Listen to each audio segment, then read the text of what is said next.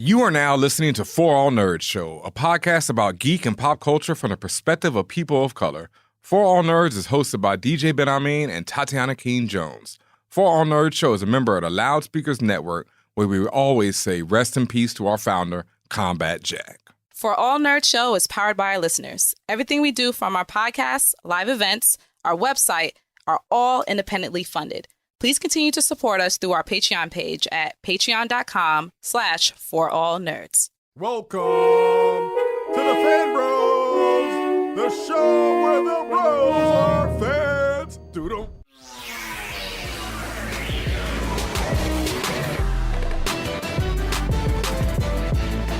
And what's up, y'all? Welcome to another episode of the For All Nerds Show. The voice of the urban geek, the podcast where we discuss geek culture according to people or from the perspective of people of color. And as always, it's your boy, DJ Ben Amin, a.k.a. Lightwork Yagami, Blart Bent, Buzz Ouchia, Method Mansplaining, Patrick Swaley. Keep that same energy on when you see me, Arsenio Holiday. Had to bring that back because Picard is coming back. Meet Millhouse here in the spaceship tonight. Yes, Picard's back. Guinan's back. And my co-host, as always, Tatiana King Jones, the Grand Duchess of Tech, also known as Baptin Ameriba, the Ting of the North, Father Stretch My Bands, Dame Diner Dash, and Princess Preach. There we go. Yes, Princess Preach is back. And the For All Nerds Show is back. Somebody responded to us on Twitter and said that they didn't know that bike means back on BYKE? Yeah. That's fine. Yeah. And so they've been mispronouncing it or not understanding what people have been talking about all this time. Aww. I think I figured it out about a year and a half ago, maybe 2 years ago now. I'm not sure. New slang for you, sir. Yeah, that's new slang for me, but I picked up pretty quick. I definitely was not, 2 years later still figuring it out. But, shout out to you. Shout outs to everybody out there listening right now to the For All Nerds Show. Thank you to all the listeners. As always, thank you for joining us. You could be anywhere in the world right now, and you're here with us here on the For All Nerds Show. And I'm looking at the wrong set of notes right here, so I don't even know what is going on the For All Nerds Show right now. I do know. I mean, let's just start it off and say this right now. We're going to South by Southwest. Yay! Yeah, guys, we have a session going on at South by Southwest. If you guys did not know, well, now you know, because of your support and because of your votes. Amazing. We were selected to go to South by Southwest. So what that means is on March 17th, we are going to be doing what's called a meetup. It's kind of like a open panel situation. You'll see when you get there. We'll have some really cool things going on, but we're going to be talking about the evolution of Blackness in geek culture. So we may have some special guests there, may have some surprises there, may have some giveaways there, but you got to be there to enjoy. For those who can't make it, that's okay. I think we're going to try to record some of it so you guys can get a glimpse of that. South by Southwest ain't really giving us a lot of stuff. So we got to do a lot of things on our own, but we're used to that because we are an independently funded and run media brand. Yes. Patreon.com/forallnerds as always. Thank you to all the patrons over at Patreon who have been helping us out. Because of y'all, we are able to do things like go to South by Southwest March 17th at 12:30 p.m. I think that's correct, right? Yep, sounds right. Yeah, sounds right. 12:30 p.m. will be good. And we'll post and we'll continue to post the link. So if you have a South by Southwest account, you can just favorite it and add it to your schedule. And the link will have all of the correct details just in case Ben Amin trips up. Yeah, but I'm pretty sure that's it. March 17th, 12:30 p.m. The evolution of Blackness in geek culture. I love that title. Shout out to Tatiana for coming up with that. When I dropped that, I went to a South by Southwest meeting the other day. And when I dropped that name, there was a bunch of people there presenting, talking about all the different panels that were going on. And when I dropped a name in there was a little rumble in the room. I really, felt the energy. A rumble? What do you mean? They were like, interesting. Who y'all think y'all are? Yeah. The Nerd Show. I was like, that's right. The evolution of Blackness in geek culture. So yes, if you're going to be there, and South by Southwest looks really lit. This is my first time ever going, even though I'm from Houston. I ain't even been in Austin in so long. It's ridiculous. But I cannot wait. I'm really hyped. So please, if y'all are out there, holler at us on Twitter, on Instagram, all those different places at ForAllNerds. Let us know where you'll be so we can meet up, talk, all that, and come out to the panel because it's going to be lit. Yep. And even if you don't have a badge or are not going to be attending any of these South by Southwest sessions, for those who will be in the area or planning on going out there, there's still plenty of stuff to do all around. Like Ben said, we still want to meet you, still see what's up, still go around the city. And Austin has amazing food. So I need the food. I need you to tell me where to go to get food. I am so excited to go. So. Particularly greens. If anyone out there knows where to get them good greens in Austin, let me know. Oh, God, I'm talking about actual sustenance, but I know that's sustenance for a lot of people. Delicious sustenance. So please holla at me, at DJ Ben Amin. Wow. March 17th, yeah, we'll be there. So, yeah, it's throwing down. I'm really hyped, y'all. If y'all can't hear it, I'm going to let you know I'm dumb hype right now. Yep. And also going down, you actually mentioned it at the very top when you came in. Picard series. First of all, Ben, you still need to apologize because I feel like you were being disrespectful to Picard. Wow. When it was announced, because you were just like, oh, they got a lot to do. Disney Plus, Disney Plus is shitting on them. They got a lot to do to make it. Remember that? You said that. I didn't forget. Oh, wow. I actually regret saying that. Yeah, I regret saying that. Seeing the lackluster outlay of Disney Plus so far. Yeah. I'd have to say that CBS All Access might be a better buy, right? Because they got 2 seasons of. I ain't say all that. I mean, yeah, I ain't saying all that either because all they got is Discovery and Picard. I ain't got shit to say about CBS All Access. However, Discovery, fire, and of course, Picard. Okay, the reason why I'm mentioning Picard is because today on The View, Sir Patrick Stewart was a guest, and he, direct to Whoopi Goldberg, invited her to be part of season 2 of Picard, which means Guinan is back, like we've been saying. And I was screaming. I was in the office screaming my head off. I was so happy. Like, that is a dream come true. Now, obviously, I came in on the game of Star Trek well after the fact, but my first series was Next Generation. So to see Whoopi on there doing a thing, and then now, like, all these years later, for this to come full circle and him to invite her personally, and she was really about to cry. So it was a very emotional moment, and I was really excited, and I'm really happy, and I just can't wait. I cannot. Now, we've discussed before that Whoopi plays the bartender in space, and Yes. She plays the bartender in space, but she's more than just a bartender in space. She's a lot of people's best friend. She's a lot of people's confidant. She's a therapist. She holds court with essentially the entire crew and other people who come in and out of the bar. So I mean, she always held an important role and was always really a central figure when it comes to the communications between all the characters. Not only that, she is not afraid to get down because even though I've not seen most of Star Trek The Next Generation, I know there's a clip online where I peeped her pulling out a gat, this like laser rifle, and holding it down in the bar when need be. Yeah, she could do it all. So I'm excited, really happy that went down like that. I'm happy that it was like a public display.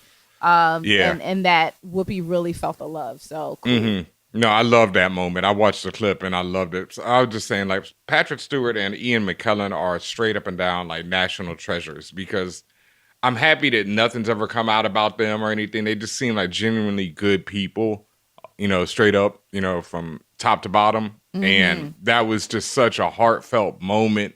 You could tell his genuine love for Whoopi as an actress, as a woman. And then you could tell, I love how Whoopi was like, that was one of the best experiences of my life. Right.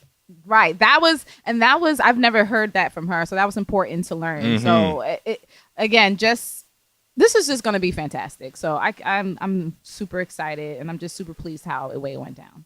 Along with My Hero Academia, I actually started watching The Next Generation again on Netflix. I mean, on Hulu. It's on Hulu right now. So yeah. Do you think it holds up to time? I can't lie. I was peeping the first episode with Q. What is it? The Mystery of Farpoint or something at Farpoint, and shit's fire.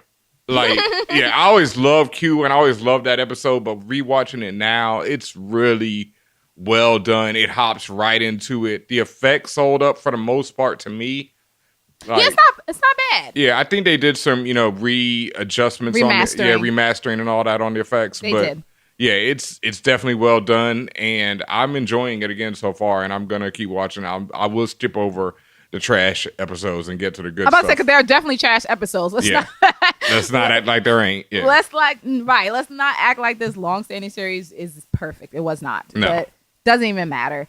That just reminds me of like I see like all of this positivity and love in between people in the industry and in Hollywood, and it makes me think of a situation on the other side of the spectrum, and really something that you've alluded to before, Ben Amin, which is about Hollywood itself and the aspect of like being genuine and honest. Like you just mentioned how that interaction between Sir Pat Stew and Whoopi was genuine and you know, it was love. But I always see a lot of the opposite in Hollywood.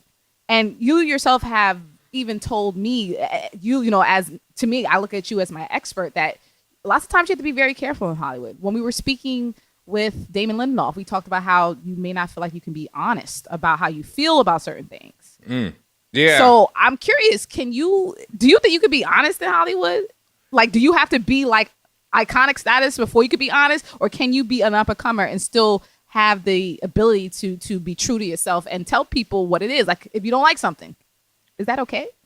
I don't think so. Wow. Yeah, not for the most part. And I think once you get to iconic status, you're really reluctant to say anything about other people because you know the hard work it took to get to that icon status, and you're kind of in an inner circle of icons where you're not going to disrespect somebody else who's in that inner circle, and you're not going to disrespect somebody on the way up unless they offend you, and then you'll, you know, lash out at them, whatever. So I'm thinking more so not disrespect, just difference of opinion. So, for example, there's this current Michael Shea situation where there is a writer, I guess a former comedy writer, that put out a tweet about SNL submission guidelines where when you go onto the website to submit something, there's a lot of legalese that basically says anything you put there may or may not show up on the show, you know, maybe as a bid or whatever. Any materials that you submit can be potentially used by SNL, and that you agree to it. So the writer... Wait, the extra wild part about that was that they said that anything, if you signed this agreement, anything that you tweeted at any point... If you submitted I don't think it was... Yeah, if you submit, once you sign the agreement, so you can submit... social media. Yeah. No, yeah, if you submit your social media to it, so as well. So they can go and take anything that you ever tweeted.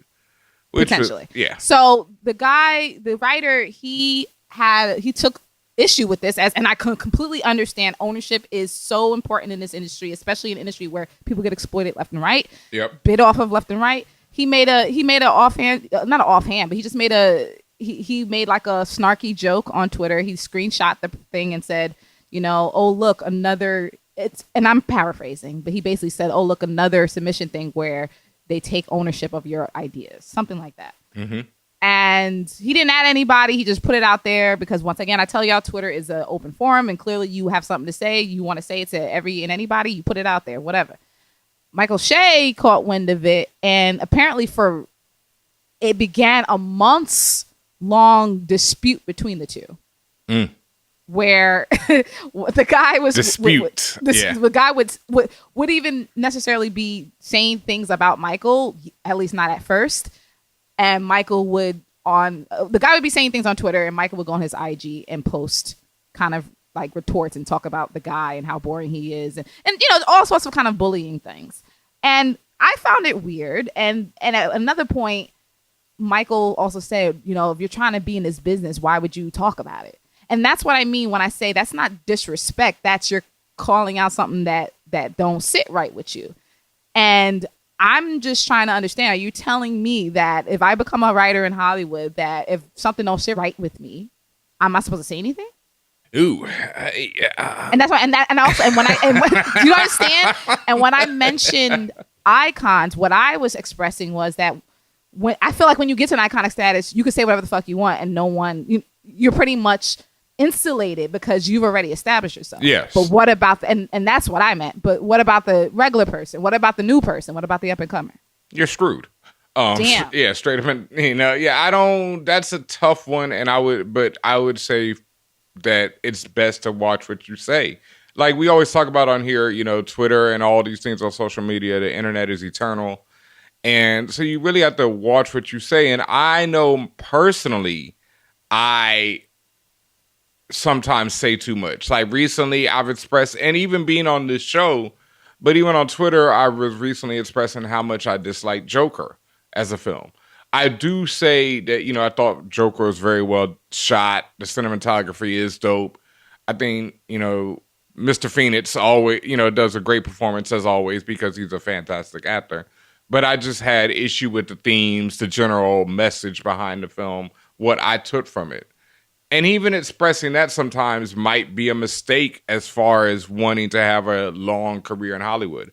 But what I always say to people is to make yourself irreplaceable, and to make yourself where they have to have you there. And that goes for any industry, but it really applies a lot in creative industries. I see it a lot in the record and in the film industry where people who, if you establish yourself beforehand and you come to Hollywood with a product, like Michael Jai was talking about this, he can go around saying whatever he wants because he knows what he's selling and he knows who his audience is. So he can always show it to Hollywood, like, look, this and this and this. Here's the numbers, Now, do you want to invest in this? If not, I can take it to another studio and we're going to make this amount of money every time because I've already established myself and I know my product and I know the numbers it generates, et cetera. So you either have to have something like that or you have to get to the point where you're someone like Alina where, you're writing and you're producing and everything you've done has struck so much gold that people are just throwing themselves at you. And then you could go on Twitter or whatever and express your opinion. But to get there, it sounds like you have to play, much like most industry, you have to play the game first. Yes. Like somebody compared it, they tweeted at me and said, you're not going to walk into McDonald's looking for a job and be like, yo, McDonald's sucks. But this is more where it's like you can't even say a hamburger sucks in general. Right. It's. Yeah. I don't know. It's like if you're working at McDonald's, are you going to run around saying Burger King sucks? You're still working in the same industries. One day you might have to work at Burger King, Right. Well, the funny part about this particular situation is the guy who was, being bullied, I guess, he claimed that, he wasn't even looking for a job. He was just posting about it. And he had actually already quit working in Hollywood years ago. Mm-hmm. He had worked for Jimmy Kimmel back in 2016, and that's when he left. Yep. And so he was just essentially a normal person on the street saying whatever he's saying. And what was funny to me is I actually saw more comments telling him, well, what do you expect? Versus supportive comments. And I just found it interesting about how the dynamic about how people responded to this whole thing. Well, there's a lot of issues at play here. There's a white man complaining and then there's a black man in power.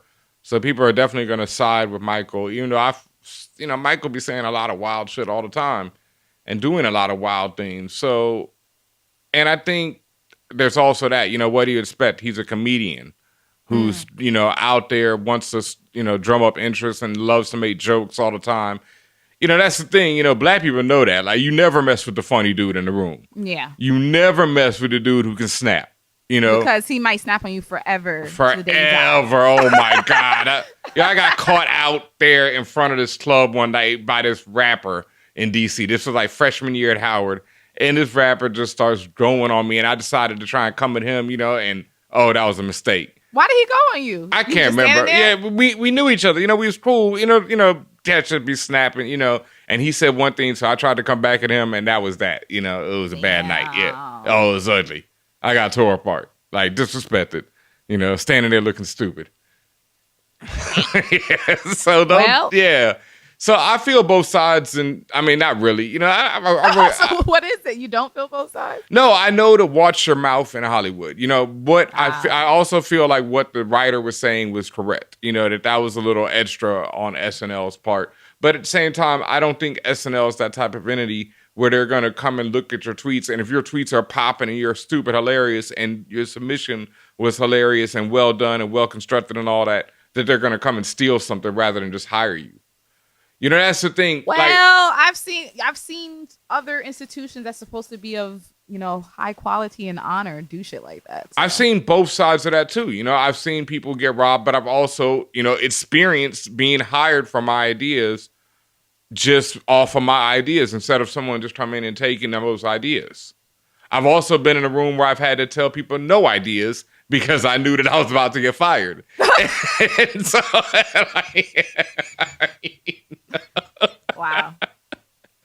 Man, let me say this one last thing about Hollywood, because something I've been thinking about, and this goes, I'm sure, for a lot of our listeners. I know a lot of our listeners are aspiring people who would love to work in Hollywood in a variety of roles. And something I've really learned is one, first, and this might not happen to you till it happens, but really know what your dreams are, what you're looking for, what you want. Do you want to write because you want fame and glory? Do you want to direct and all that because you want that, or because you have something to say or whatnot, or whatever, your reasoning is. But know what your reason is. And then two, make it where Karis once said this a long time ago about rapping, and I didn't understand it then because I was making my money off of DJing. But he's like, you shouldn't make money off of something you love. Like, you should have another hustle or something else that generates income so you can do whatever with what you love. So then you can say whatever. That's the thing. That's what I've learned. Like, I've learned not needing a writing job is the best position to be in. Like, now I'm in a place where I can just write at my leisure. I write when I want to. I write because I love to write and because I have a story that I want to tell. And I'm not writing because I need a job, because I make my money through other means. I hear you. And that is something, because that's what happens. People go to Hollywood, they live in California, they work any job, so they're desperate to get out of this 9-to-5 drudgery, and they'll be like, okay, I'll write for your show, and I'll write some nonsense because I don't want to go back to that 9-to-5 nonsense. And you're offering these big checks, and so this life is great, and so I need to keep this life. And so they'll do whatever, and that's not a position you want to be in ever in life, in any, industry.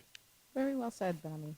Thank you. Felt like I was stumbling a bit there, but, hopefully y'all got the message. And I think we're going to take a quick break. We have some real geekly asked questions on this episode. If you're new to the For All Nerds show, you need to stick around, and we'll be right back after the break. Hey guys, it's Allison Williams. I'm an actor, and when I am not scaring people on screen, I am hanging out with For All Nerds and listening to their show. Hey guys, this is Rod and Karen of the Blackout Tales podcast, and when we aren't doing one of our many podcasts, yes, we are listening to For All Nerds. Hey, what's going on, everybody? This is Asante, 1/3 of the Friend Zone, and when I am not smoking pot or playing Shinobi Striker, I am listening to For All Nerds. Tune in. What's up, everybody? This is Chuck Creekmer, aka Jigsaw from allhiphop.com, and when I'm not placing my heavy hand on the world of hip-hop culture, I'm watching For All Nerds. Hey, this is Logan Browning, and when I'm not trying to take over Netflix, I'm listening to For All Nerds. Yo, what up? This is Yahya Abdul-Mateen II. I play Black Manta in the Aquaman movies. And when I'm not getting around the city, I'm chilling, listening to For All Nerds. What's up, y'all? This is N. Stephen Harris, fire artist, co-creator of Aztec, fire artist on Ajala, The Fringe, Michael Cray, Watson and Holmes. Don't forget Watson Holmes, award winner of Watson and Holmes, Glyph Award. Eisner nominated. When I'm not drawing, I am listening to For All Nerds. Check it, y'all. Hey, I'm Malcolm Lee, director of Night School, and when I'm not directing, writing, and producing, and editing and spending time with my kids, I'm listening to For All Nerds. Hey, this is Pamela Ribbon, and when I'm not writing things like My Boyfriend is a Bear or Ralph Breaks the Internet, I am listening to For All Nerds. Yo, what's up? This is Chico Leo, and when I'm not leading an Athenian revolt in Assassin's Creed Odyssey, I'm listening to For All Nerds.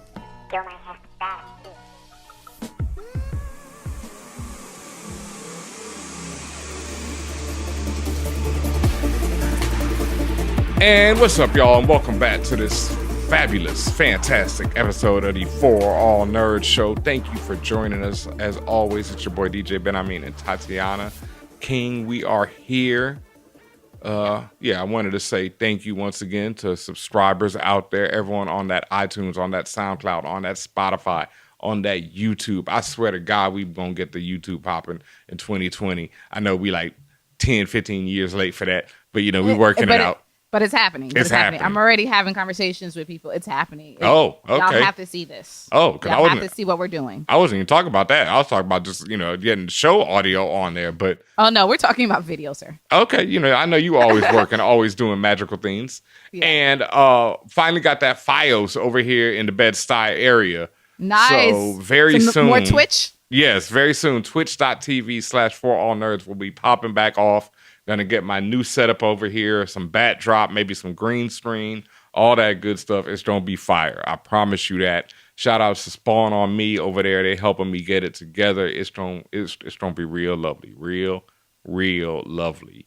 And speaking of shout outs to our new editor, Mr. Luna. I'm not gonna give out his full government name on here. But he's on we shout him out and we'll continue to shout him out on our Twitter page. So if you're looking for any audio editing, you're looking for a person who has lots of talent and is very nice and very prompt. Yes. And very understanding, please hit them up. Yes, because fire. Like, pure fire. Every week I listen to the show and I'm amazed at the edits. Like, and he does a great job. Yeah, and I used to do it myself, so I'm real, particular about that. I'm an artist, so yeah. I'm sensitive about my shit. I can share his email because that's his business email, but lunasounddesign@gmail.com. And it really doesn't matter where you are, unless you're like 1,000 hours ahead of him or something like that. I don't know. Maybe you're talking to him from the negative zone. I don't know, but the man is available for you. Yo, this is something. Oh, damn. What's the name of that show?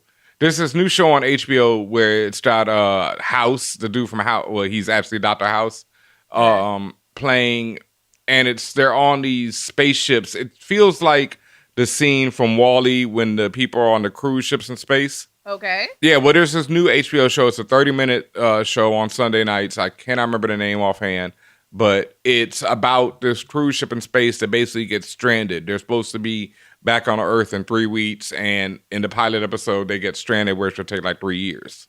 That's from Gilligan's Island in space, but it's a big giant cruise ship. But one of the things that happens in the first episode that made me look it up and realize that people just ignore this is that there's this massive delay whenever they're talking from space to Earth. Right, like normal. Yeah, but Star Trek and everyone else, Star Wars included, it's immediate. Yeah, they just completely ignore that. Because that would be such an insurmountable hurdle to jump when you're just trying to have, like, if it's not part of the plot point, then, like, clearly, based on what you said, they're stranded and all this other shit that has to be part of the plot point. Super part. It can't be for Star Trek. Like, we ain't got time. Yeah. It's hilarious how they use this. And I'm like, I never really thought about that there would be this delay. I know that's been used in, like, comic books before, but I never put 2 and 2 together for Star Wars and especially Star Trek because they are always talking to each other on the big ass screen. And first of all, Star Wars is science fantasy. They do all sorts of wild shit. Like I always said, any planet, everyone could breathe. Fuck out of here. But I also say that Star Trek, and no one can ever, figure out a way around this. Just the concept of teleportation alone is super science fantasy. As is lightsabers. Yeah, I know that. Oh, but see, we know. We, over on the Star Wars side, we know our shit. Star Trek people know too. They act like they don't. Stupid. They act like they don't. No. I don't know who you've been talking to. Yeah, them crazy ones. Them wild boys of Star Trek. The wild boys of Star Trek. There it is. All right, moving on. We have one of my favorite segments on the show. For real. I love it how y'all send in these questions. We get all kind of different questions. And we like to call this segment the Geekwently Asked Questions. The guac is extra. The guac is extra. But, it can be any question. It don't matter if it's geek related or nah. Hit us up, contact@forallnerds.com or on the Twitters and on them Instagrams @forallnerds. And what do we have up first tonight? The first one comes from Negus Obscura. They write, Negus Obscura. That's such a great handle. Have you guys ever consumed media or content you really didn't want to for the sake of the fan? Boy, listen. If so, see, we talk about Odyssey now. If so, can you list any examples? # love you guys 3000. Oh, love you 3000 as well. Have we? Yes. Yes. Examples. Yeah, see, Yeah. that's that honesty. Example. That's me not working again talk right there. I don't want to see Black Widow, but I'm gonna do it for y'all. Oh, I want to see Black Widow. I know, but it's Marvel, dog. You know, I'm sorry. Like, it's still Marvel, yo. They still haven't, you know, like Thor: The Dark World was a long time ago, you know, so they have not really. Don't act like they ain't made no mistakes, my guy. Like, Yeah, but it's been a minute, you know, it's been a good minute. And even right. Thor: The Dark World, I guess the sat good minute through. is coming back. You know, But let me not say that. Hopefully, it's a fantastic. I just don't care for her as a character. But anyway, do you have any examples?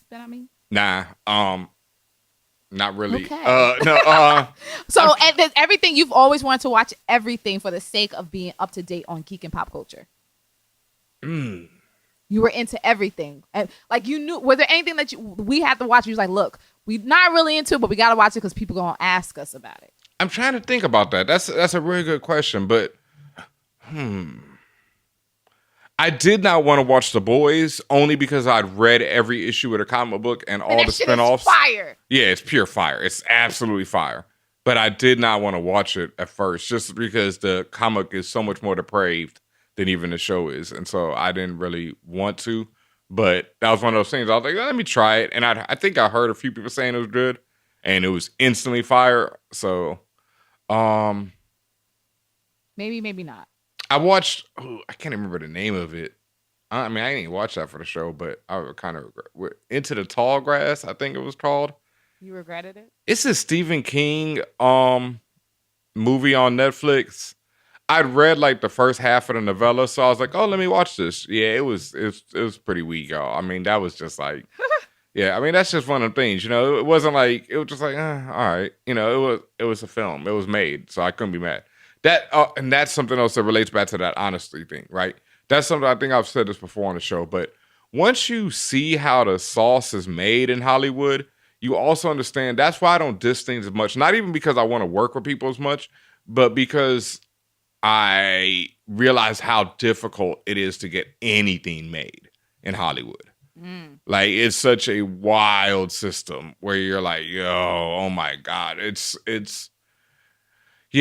ridiculous. So I'm just really, you know, like Jerry Seinfeld said this once. He's like, Hollywood is a place where people just love to have meetings about making things, but they really don't want to make things. They just want to have more meetings. That blows. Yeah. And I fully understand that sentiment right there. What he said there is so true. Wow. So that's why I don't diss stuff as much. Like I said, that Into the Tall Grass, yeah, it was pretty weak. But I watched it. You know, I was entertained for the time when I was watching it. I laughed at it. Says I don't diss stuff, then says it was weak. But like I'm saying, what I'm saying is like, okay, it was weak, but it was still enjoyable. You know what I mean? It wasn't something where I turned it off. And what if it just wasn't? Like, sometimes, like, that's what I'm talking about when I'm talking about honesty in Hollywood. Sometimes shit just isn't. Shit just isn't. I'm not saying stomp on their life and tell them how horrible of a creator they are, or, oh, you suck at writing. Ain't nobody say all that. I did not like the content you put out. Okay, like, let's say the Tyler Perry thing, right? Where everybody is tearing him apart right now for his latest flick. Yeah. Just like 30 minutes ago, my housemate comes in here and he's like, yo, you seen that new Tyler Perry? He's like, yeah, I enjoyed it. Okay. And see, that's what I'm saying. It's like, I was like, word? You know, I haven't seen it yet, but I was like, I've seen what everybody's saying about it. I was like, for real? You know, you like that? But, you know, he's, you know, he has good taste in, you know, film. Well, I mean, listen, you know. that's questionable at this point. My man had a script out there. I mean, that was egregious. But I've seen a Richard Pryor movie where he runs by a light, you know, like where he runs by like a film light that's just sitting there. You know, things like that happen. You know, Game of Thrones had a Starbucks cup. Well, back to the guac. The next one comes from, I actually want to give love Castle to Black. What up? What up, Castle Black? We want to give love to the Patreon subscribers because they have a couple questions that they dropped over the weekend. Oh, the wow. first one comes from Amber Lynn, a.k.a. Ash, Catch These Hands, a.k.a. Hot Girl Meg, the man, a.k.a. Oh. That shit's fire. Oh, yeah, that's 2 in a row. Amber Lynn, you feel that. A.k.a. Missy Missande Meaner Elliott. Okay. A.k.a. Sucker Free Willie. That's amazing. Those are really good. Jesus. I think it's one. Jesus. Those are are super good. Do you want a job on this show? Yo, wow! We'll pay you a quarter Ashton for me. Sucker free Willie though. I thought you would like that the best. Oh my God, that's amazing. So Amberlyn writes, so I just got my first sewing machine. Yep. I first got my first sewing machine and I'm getting ready to start creating my own cosplay looks. Currently trying to figure out how the hell I'm going to make Sister Knight's hooded jacket. This new creative venture got me curious. What are some of your favorite cosplays you've seen over the years? What characters would you love to see someone cosplay? And if you were master cosplayers who knew how to make whatever you want happen, oh man, the way you wanted it, how would you cosplay? Fuck. Would it be straight up characters or crossovers that you think it would be dope? I'm totally doing crossplay. Years ago, shout out to all the OGs. Y'all know about the cosplay contests we did several times with New York Comic Con. I would totally do lots of crossplays because I love like most of my favorite characters, and particularly the ones I want to cosplay in anime or gaming, are all tend to be male. So I had just actually put out a story over the weekend that I wanted to do Todoroki from My Hero Academia. And I'm totally doing that shit. So I mean, I would love. Which one is Todoroki? I haven't gotten that far. You might not. I don't know how far you got, but he's the one who can do fire like? and ice. He has white hair on one side, red hair on the other, and he can control fire and ice from either side of his body. Does he have that red face? Who's the dude that has? Yes, he has a birthmark on his eye. Yes. Oh yeah, I love him. Not a birthmark. Excuse me. I don't want to give too much away, but he has a red mark on his eye. Yeah. Okay, I love his design. I've seen him at Comic-Con before, and I always love when people do him. And funny enough, I mean, I like the AKA with Hot Girl Megan or Mega Man. Megan Thee Stallion is a huge anime fan, and she also it was for a fashion shoot, but she technically cosplayed as Todoroki too, and it was amazing. So I need to see that. Oh yeah, it's been out for a while, but you should definitely take a look at it. I've always wanted to cosplay as a Guardian from Destiny game. Really anything. I'll definitely cosplay as like Diva from Overwatch. Oh man, and I don't know. You know what? No, a few years ago, I saw this woman who was Diva, and then she had a cardboard box. Yeah, I remember her. Yeah, the cardboard box is Diva. That was amazing. And she climbed into it because she did not have either the time or the capability to really know how to cosplay, like sew or any of that stuff. So it was really crude, but like in a hilarious way. Hilarious, because she jumped into she had several cardboard boxes to make up the whole armor, and she jumped into it like she was transforming into Diva. And it was regular ass cardboard boxes, y'all. Like it was just I think they had Diva written on it. Yeah, right. It's hilarious. I mean, you do what you got to do. Yep. You know, so it is what it is. Good luck to you making that Sister Knight jacket. I mean, anybody who knows how to sew, period. I could barely sew on a button. Anyone who knows how to sew, period. I pay homage to you because that shit is not easy.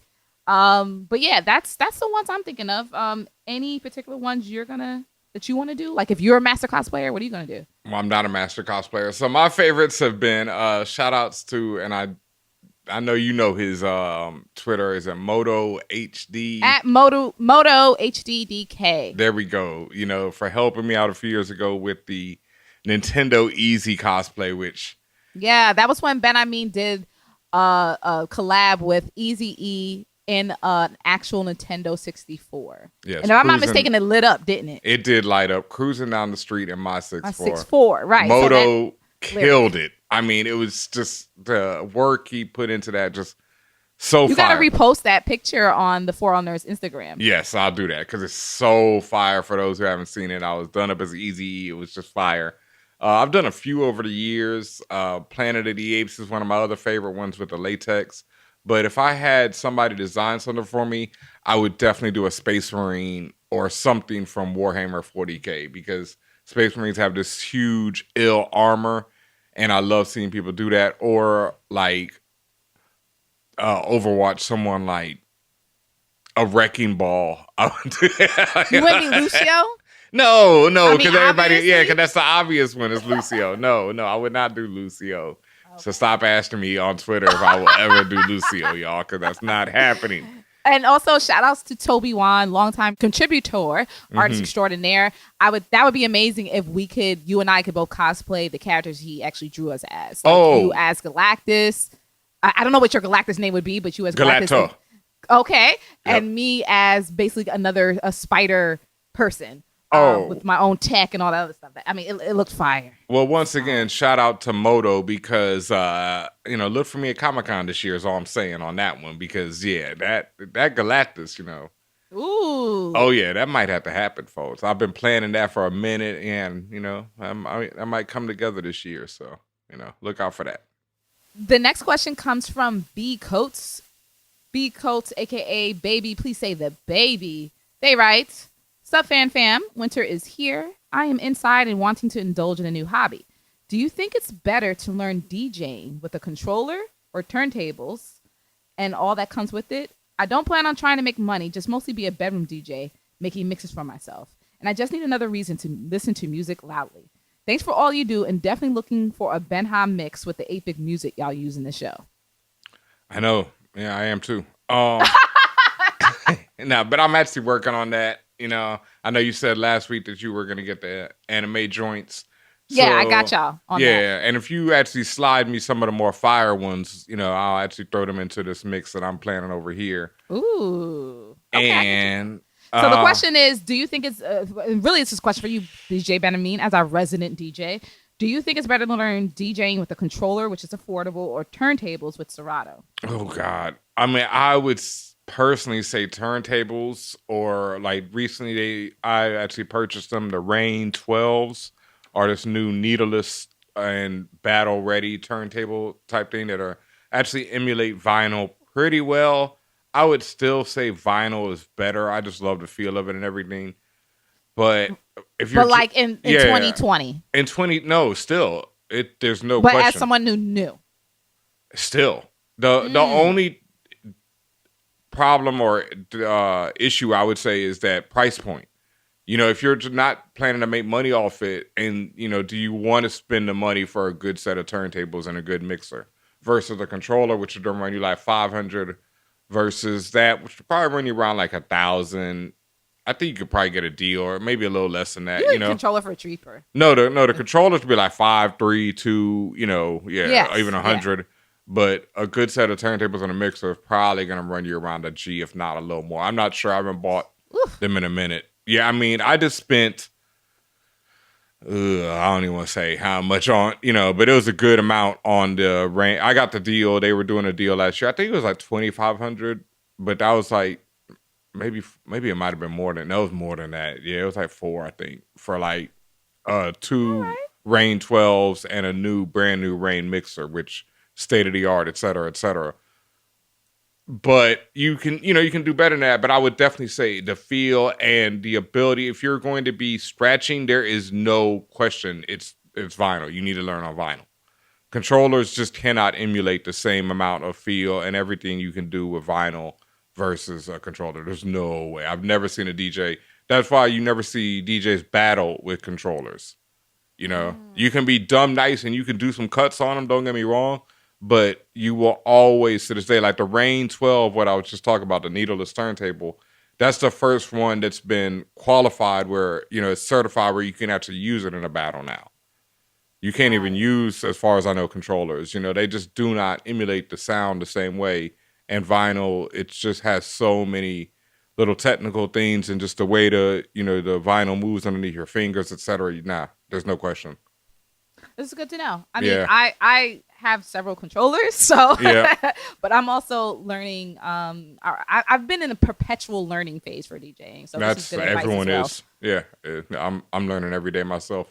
Well, thank you for the question, B Coates. The next one comes from the people. Their name is @YouNakedYet. Okay. Are you naked yet? Oh, are you naked yet? Okay. I thought it was @YouNaked. I mean, you gotta. It might be y'all weird. Y'all weird on the internet. That's a great name, though. If you were suddenly in the same universe as your favorite work of fiction, whether it be comics, movies, books, whatever, as the main character's best friend, would you have a good time or survive? Yeah, people have asked us this, but that's a quick variation, and I like that, as the best friend. Let's see. Star Wars, I think I lived pretty long. But who will you be best friends as? The main or Luke's best friend? You talking about? Like which Star Wars we talking? Rey? Yes. You just heard Rey and said yes. Shit. Rey lives to the end, and if I was her best friend, I'm sure I'd be living to the end too. Oh my god. And let's see, Marvel Universe. But I've told you this before. The Marvel Universe is really taken over emotionally, and then I'd really say Wicked and Divine as a comic book or something like that.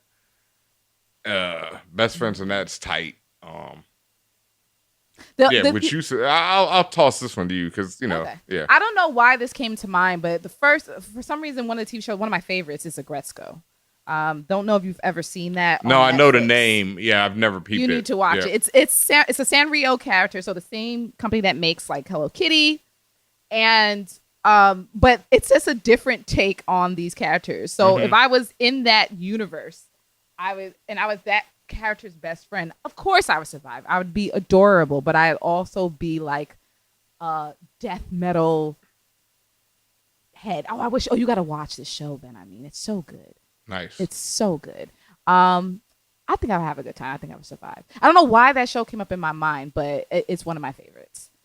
If I was in Wicked and Divine and I was the best friend and I didn't have powers and I was just but yeah, a lot of people catch bad ones just on the peripheral in that book. That's what I'm saying. Yeah. Wicked and Divine's a little rough out there. Yeah, but I would love and enjoy it, if I could just stay a little bit back. If I was the one who lived if they're in London and I lived in the States and they were just calling me up yo, this shit happened. I'm like, word, true.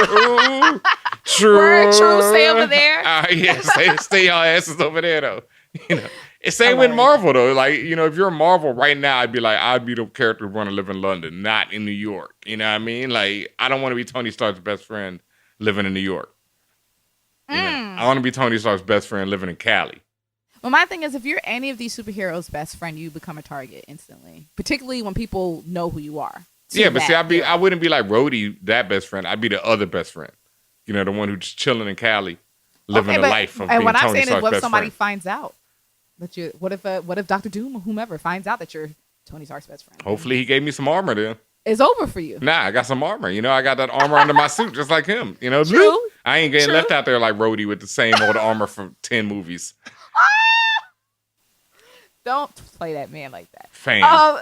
Yeah. Well, you know what's even more disrespectful, real quick? I've read the Endgame script, and in the script, they say that Rhodey gets the cosmic Iron Patriot armor at the end. What the hell was it? Fam. What the hell was that? It says it, the cosmic. That's what he's wearing. You can see it if you watch the movie again. He's wearing a different suit of armor because Ant-Man brings him another suit of armor, and it's the cosmic. Fam. Come on, fam. Finally. Well, this man got his legs ruined because he couldn't get a new suit of armor. Dems the breaks.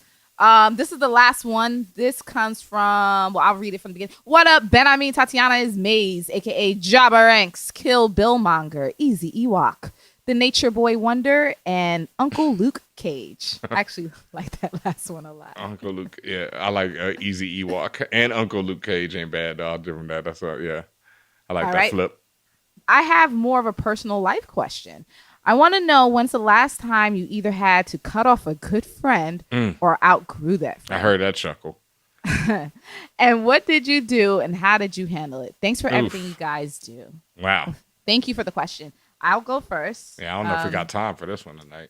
Right. Or if Ben even wants to talk about his situation. I'll go first. I had a best friend since I was in third grade. So from third grade through me going to Howard, we had an amazing friendship, did everything together, the definition of best friend. And I didn't cut them off. They didn't cut me off. It's just I guess, indeed outgrew each other. And as far as what I did to handle it, just kind of happened. And a lot of people, there's a misconception that when friendships fall off, it was all friendships, it's some animosity or something went down or, somebody took somebody's man or something no, it was none of that. It was just when you go on divergent paths, sometimes y'all just not the same. Like, y'all, well, one, you're not the same people that you used to be, and you live different lives, and you just become a little distant. And if there's no really connecting tissue there, then the friendship does indeed kind of wither away. Does that mean I have any anger or as I mentioned, animosity towards them? Absolutely not. Like, I still love them. Like, if I saw them walking down the street, I'd be like, yo, what's up? I hope, you've been well. Everything's good with you. It's just that we outgrew each other. We outgrew the day-to-day. We outgrew the best friend status. It is what it is. It happens, y'all. Yeah, I got a different situation. Can't go too deeply into it, but yeah, I definitely can't go too deeply into it because how did you handle? Because of the situation that it is. Well, I'm still handling it, and that's something that I've been working at because I had a situation where I had a best friend and same type of thing where we basically just grew apart. We were, just viewing the world differently, and I just kind of was like, yo, we kind of need to, step back. That was more my opinion. I felt like we just need to step back, yo. It's just... So you initiated a break, essentially? Yeah. Okay. Or what I thought would be one. And then during that break, information was revealed to me that made it where I was like, oh, well, this friend had their own interests in mind, or I'm not sure what interests they actually had in, to be honest, I have no clue. I can't even tell you anymore. Right. So, and how have you handled it and are handling it going further? You cut them off? Yeah, I pretty much had to cut them off because I just really did not, respect. I felt like they were disrespecting what people I loved have, the legacy of what people I've loved have, done. And that really bothered me. That's hard to come back from. Yeah, that's been real tough. And it's been real tough for me to swallow that and just let it go, ayo, and not to like hold that anger in. Cause that's something, my mom, she used to talk about this, and I always thought she said it, but it's actually Oprah who has this quote where she was talking about how one day, this is back before Oprah was Oprah, obviously, and she was had a beef with some woman who lived in the same town with her. Okay. And so one day Oprah, is rolling around all mad as hell every day, like, yo, I can't stand that woman. Fuck that bitch, If I see her, I'm gonna fuck I mean, imagine Oprah mad with no money, like Oprah mad now is a problem. Like Oprah mad with no money, ooh, I won't want to see it. So, right. Oprah was mad, and she said she goes to the store, and the woman comes out of the store just laughing and having the best day of her life. And Oprah realized right then, like, yo, I'm walking around mad at this woman, and this woman ain't even thinking about me. Facts. And so that's some lesson that I always try and keep with myself. It's tough for me because I'm a very emotional person, especially when I feel that that someone has done something to disrespect me or betray me. Like that is something it's tough for me to, let that anger go. But that's something I work at every day. It's just be like, all right, well, just you got to keep moving because the world is trying to sort people out. That's something I also believe in. The universe will sort people Yes, out. The universe, the world will sort people out, and people get what's coming to them, and people get when they do wrong and they do when they do things that, that are detrimental to other people, it's going to come back to them. And that's why I always on this show and everywhere I go, I always try and just talk positive and always talk about, encourage people. I always say, yo, this is what you can do, da-da-da-da-da. And I was talking about this on Twitter the other day. I told this story where I told a friend, well, on Twitter, on Facebook years ago, I said, yo, I would rather be dead than spend a minute not doing what I love. And a friend of mine took that to heart. Like they were working as a pharmacist at the time. He said he went and showed it to his wife, who was also a pharmacist. Both of them quit their jobs, opened up their own pharmacy, worked at it for like 5 years, sold it for big bucks, and now my boy just chilling, like pretty much basically retired. Wow. Yeah. And so he came to me when I was in Houston one time and told me this whole story. And I haven't seen dude since high school. We still tight just through Facebook. Pretty much. My man don't even post on Instagram. He got a profile. He posts nothing. Just be out there lurking. Why would you? You wealthy. You ain't got to post nothing. Ain't got to post nothing. Ain't got shit to prove. got his wife, got his kids chilling. But he comes to me and he's like, yo, Ben, you don't understand how much that changed my life, dog. You just saying that shit. And I've been waiting for like 5 years to tell you this shit. Wow. And so, at the same time, I'm dealing with this other issue with this other former friend. And then this dude who I haven't seen in 20 years comes and tells me this stuff. So that type of stuff lets me know who I am and what I'm about in this world. And so I just don't worry about what other people are doing. That's the way you got to do it. Yeah. And sometimes you just try to move on, man. Like, you just, you got to let people go who aren't in your vibe. And if they are, they'll come back around. But sometimes y'all just need that distance. You need breaks. You need to not be around people. Like, not always doing that. You want to be around people who are about the same vibe, the same energy that you are. You want to be around people who uplift you and make you feel better, not people who bring you down and make you feel lesser of yourself. Factory. Preach, Ben Amin. Thank you. And that said, that is the end of the guac this week. If you have a guac question, you want to ask us maybe a more personal question, or you want to get right into the nitty and gritty of geek and pop culture, hit us up. Contact at ForAllNerds.com. You can also hit us up on the interwebs at ForAllNerds, all over social media. You can also hit us up directly at Tatiana King, at DJ Ben Amin. And if you are a patron on a certain tier, you have guaranteed guac questions. You can ask us guac questions anytime, and we'll be sure to answer them. And any other news we got to talk about before we get out of here tonight? Real quick, congrats to Jay Eden, who is writing Marvel Snapshot Cyclops. What up? Jay Eden from Jay and Miles Explains the X-Men, longtime friend of the show. Really love everything Jay has been involved in. I actually was on a panel with Jay like a year or so, or a couple years back this was a year ago for Microsoft when we were talking about comics. We were talking about Marvel comics. So congrats to you. That's amazing. Also be sure to pick up Marvel Voices issue 1 in February, because you may see some familiar names in there. Just be on the lookout in general. Like, Ben Amin and I be popping out at all sorts of places, and you would never expect it. So just pay attention is all I gotta say. We're gonna be in a Marvel comic? Who? Us? I didn't say that. Oh, all right. I never said that. Now, if you want to put that in the universe, I mean, I'm just saying. Please. Well, before we get out here, I also got to give a big shout out to Vita Ayala. Do I pronounce their name right? Vita Ayala, yes. All right. And Bernard Chang, and I love Bernard Chang. Yeah, man, he's such a fire artist, and they are such a fire writer. And they are doing the new X-Men book in the second wave of Dawn of X, Children of the Atom. Make sure you put that on your pull list right now. That's Children of the Atom by Vita Ayala and Bernard Chang. Because Bernard Chang is why I'm so hyped right now is because I just realized that he's doing the art, and he's such a fire artist. So, oh man, that's a match made in heaven right there. The preview image for it looks so ill. There's some kind of trickery, some kind of wild shit going on with the X-Men. I've been reading all the Dawn of X books. They're all still pretty solid. I'm on and off with a couple of them, but they're a slow burn. That's the thing. That's what I'm accepting now. This whole thing is a slow burn.